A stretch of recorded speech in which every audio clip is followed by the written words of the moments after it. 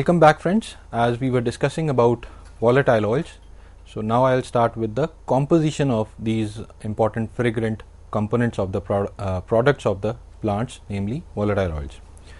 So if we look into the broad composition of volatile oils, one can easily say that these are the oils which are mainly composed of hydrocarbons or their oxygenated derivatives.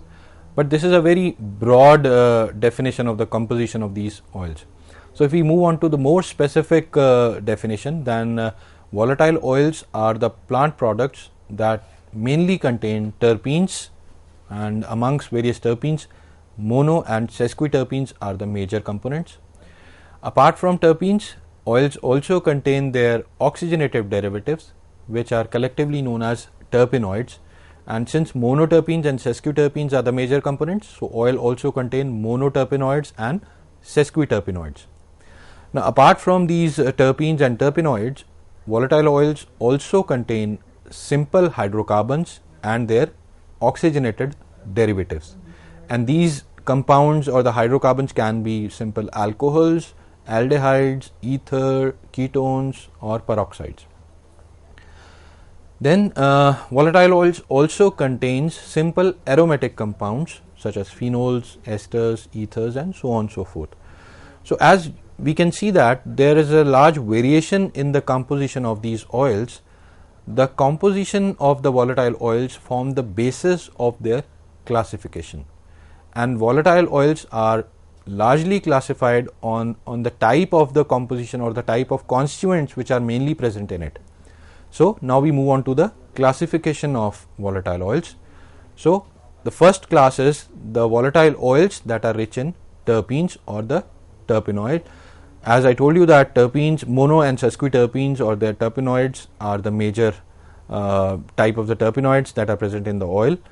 And the common example under this category is of turpentine oil, which is obtained from different pinus species. And in these oils, pinene and camphene are the terpenes which are the major components. Likewise, another example is juniper oil, which is obtained from Juniper communis. You can clearly see in the picture, these are the trees of pinus species, and there is a cup-like apparatus is being attached to the stem of these trees, and injuries have been made on the stem. Now, this is largely done to collect the resin that is excreted from these stems.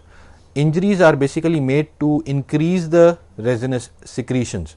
So whenever the resin is being collected in those cup-like apparatuses attached to the stem of the plant, those apparatuses are removed, the resin is further dried, and then it is distilled. Now after distilling off, the product that is obtained is the turpentine oil.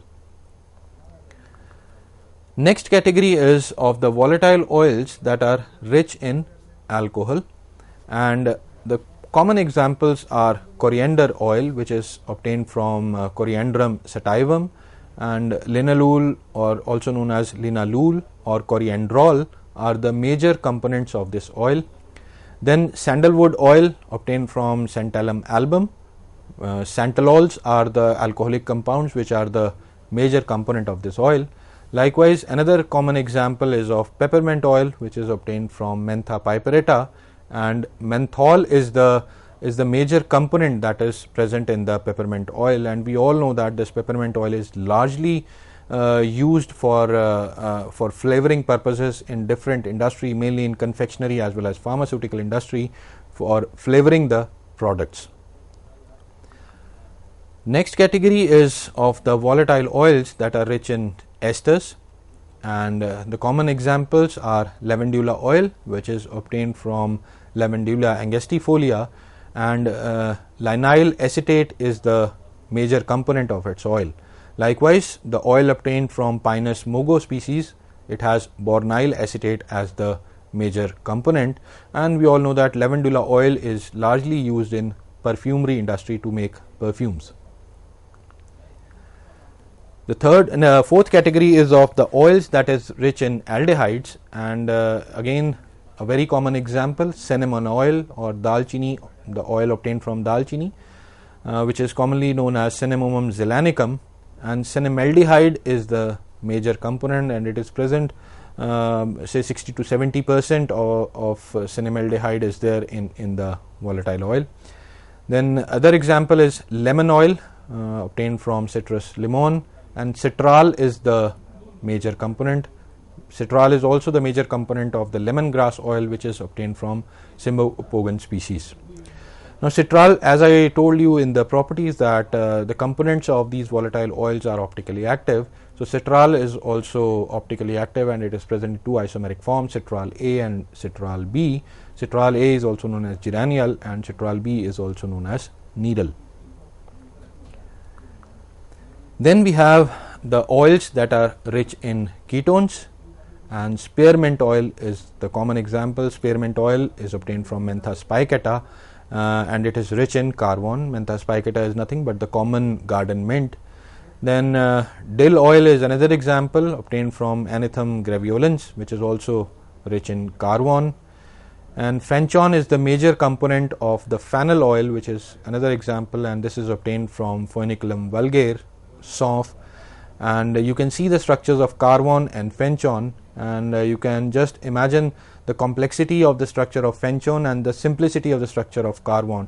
So one can easily imagine the type of composition of these volatile oils. They have the compounds, simple compounds to the more complex compounds also. Then the next class is of the oils that are rich in phenols, and the common example is clove oil, or commonly known as long cattail, and it is obtained from the buds of Eugenia caryophyllus, and eugenol is the major component. And we all know that clove oil is largely used as a local analgesic, and specifically as a dental analgesic to overcome the toothache. Then ajwain oil is another example of the oils rich in phenols, and thymol is the major component of ajwain oil, and ajwain oil is largely used as a carminative or to remove the flatulence from the stomach. Thyme oil is another example of this category of oils, and obtained from Thymus vulgaris. Again, thymol is the major component of thyme oil. Next category is of the oils that are rich in ethers, and the examples are eucalyptus oil, which is obtained from the leaves of Eucalyptus globulus. Cineole, or also known as eucalyptol, is the major component of this oil, and again this oil is also used to overcome the bad odor of certain products, or to provide fragrance to specific products.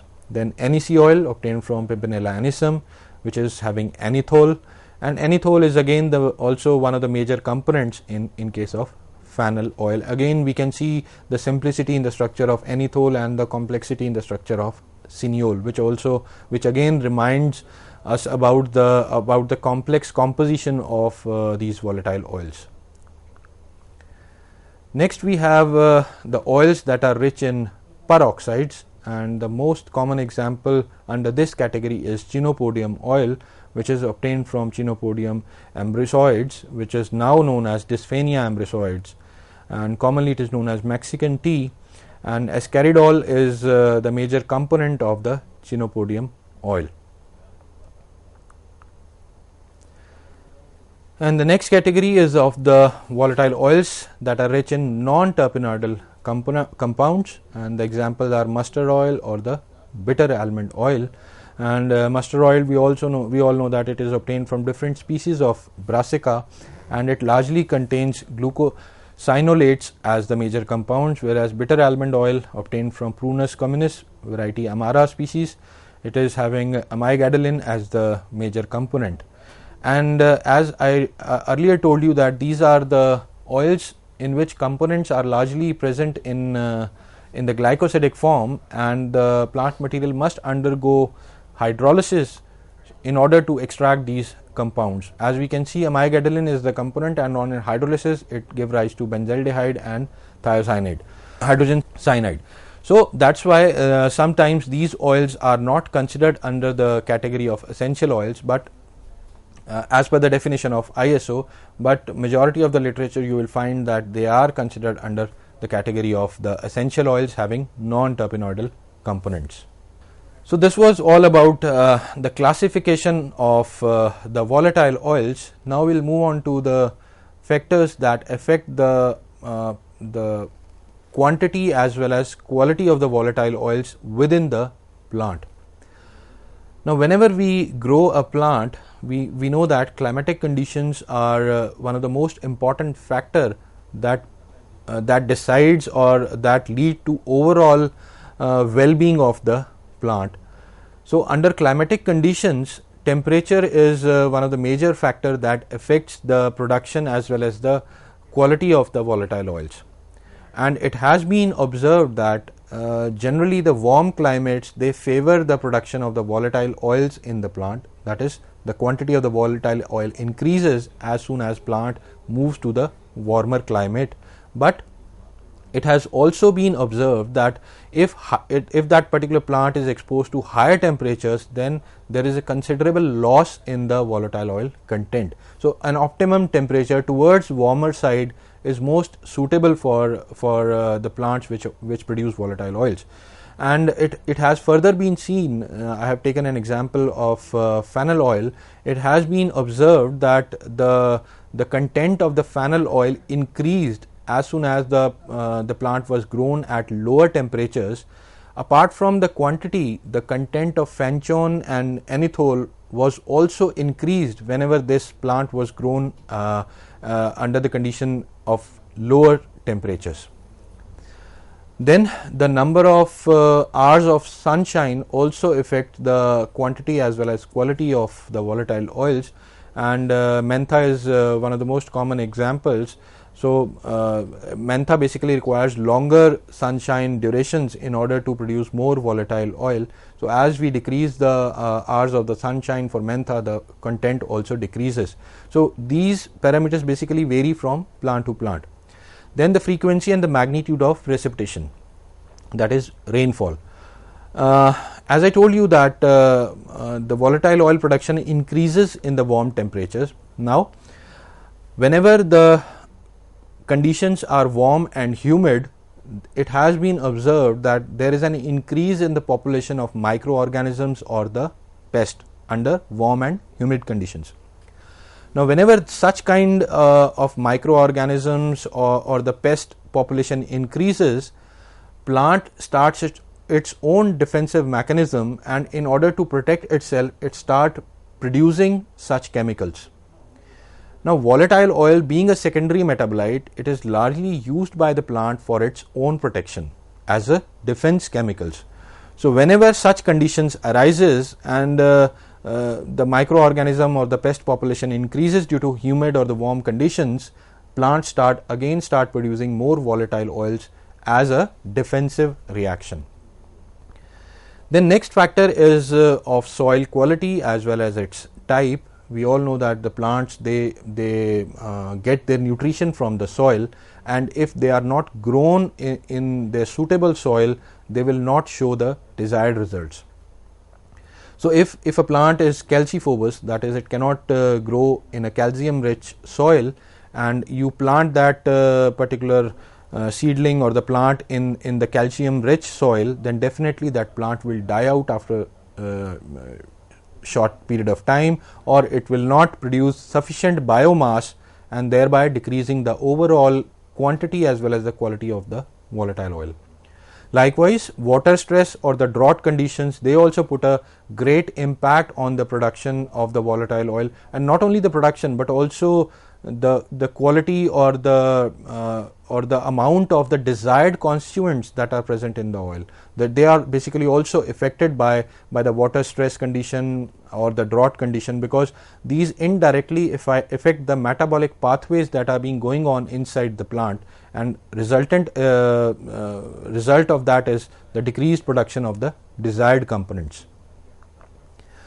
Then we have insects and microorganism stress, and as I discussed that as the population of the pest increases, as a defense strategy, plants start producing its defensive chemicals in order to protect itself from these pests, and therefore the volatile oil production also increases. Then the next factor is of location of the oil cells or the structures that confine the volatile oil in a particular plant part, as we discussed trichomes or the secretory canals or the secretory idioblast or the oil cells.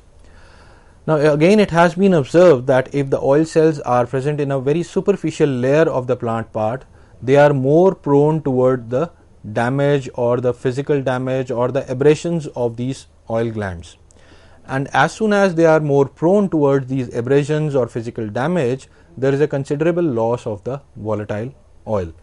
Vis-a-vis, if we compare with those plants who are having their oil cells in the deeper regions, say for example eucalyptus leaves, they are having their oil glands or the oil cells in the mesophyll region of the leaf, and in case of cinnamon, they are having their oil cells in the cortex region of the bark. They are less prone toward the physical damage or the abrasion, and therefore the volatile oil content or their quality does not have more impact in comparison to those plants who are having their oil cells in the superficial regions.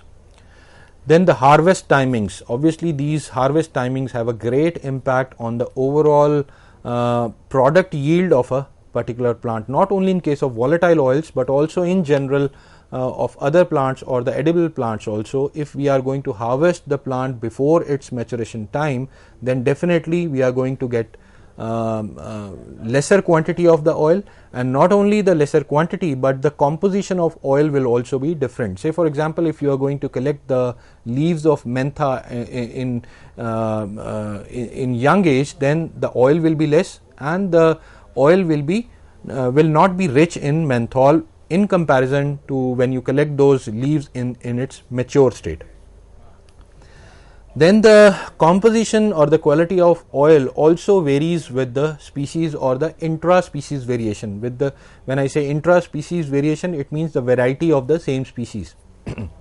Say for example, we take an example again of mentha. Mentha is a genus, and Mentha piperita is one species, and Mentha spicata is another species of Mentha genus. And if we compare the chemical composition of the oils of these two species, we will find that Mentha piperita is rich in menthol, whereas Mentha spicata is rich in carvon. So this is how basically interspecies or intra-specific variations, they also have a huge impact on the quality of the oil in terms of the desired constituent, what we desire from the oil or what type of constituent we would like to have in our oil. So the next factor is wild or the cultivated plant materials, and obviously it has been observed over a period of time that the cultivated plant material always give you a better yield in terms of the quantity as well as in terms of the quality. When you compare it with the plant material which you collected from its natural habitat, or we can say by the wild collection. Now whenever we are growing a particular plant material, or whenever we are cultivating a particular plant material, we are taking care of all the parameters that can affect the end product from which we desire from the plant. Say for example, we will always try to have the best seeds which are free from any kind of diseases, which have great germination rate. We will try to select those species or those type of seeds which are resistant to various climatic extremes, so that the variation in the climatic conditions do not have impact on the overall production yield or the quality of the yield. Then we will try to provide the plant all the required fertilizers or the manures or any kind of growth regulators which are required for improving the yield of the plant. That will be provided during the cultivation of that plant material. Then we will also try to protect the plant material from different types of diseases. We will try to give the plant enough amount of say required pesticides and more importantly herbal pesticides, so in order to have a deleterious impact on the environment. Then we will also look into the soil quality. We will also look into the proper harvesting time, so that we should not collect the plant before its proper harvesting time. We should not collect much after the proper harvesting time. So all these parameters are first taken care of, and then we go for the cultivation of the plant material. And therefore, since the cultivation is an important aspect in case of herbal drugs, WHO has given specific good agricultural and collection practices guideline, whereby they have mentioned that how you can basically go for the cultivation of a medicinal plant, taking care of all these parameters in order to get a better yield and the desired outcome from that particular plant. So this is how basically wild or the cultivated plant material have an impact on the yield as well as the quality of the essential oil. The next parameter is the plant part that is being used to extract the volatile oil. Obviously, the plant part which you are using to extract the oil will definitely have an impact on the outcome of that particular oil.